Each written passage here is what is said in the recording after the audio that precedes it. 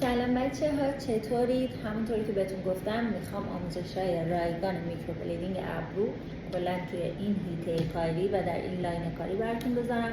توی کانال یوتیوبم. ولی انقدر مباحث گسترده هستش که واقعا نمیدونم باید از کجا شروع کنم و گفتم فعلا یه دونه ویدیوی شروع بذارم که نطقم باز شه و به زودی براتون یه عالم ویدیو میخوام بذارم در مباحث مختلف، حالا چه برای کار کردن تو ایران، چه برای کار کردن تو امارات، طریقه برندسازی، مشتری گرفتن، انجام دادن کار ابرو، طراحی، قرینه سازی، ترکیب رنگ، برند متریالی که میخواین استفاده کنین، چیکار کنیم ماندگاری داشته باشه و چیکار کنیم که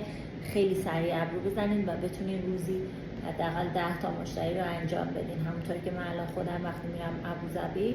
روزی 10 تا 15 تا تازه بدون دستیار کار انجام میدم، یعنی 0 تا 100 کارم خودم انجام میدم.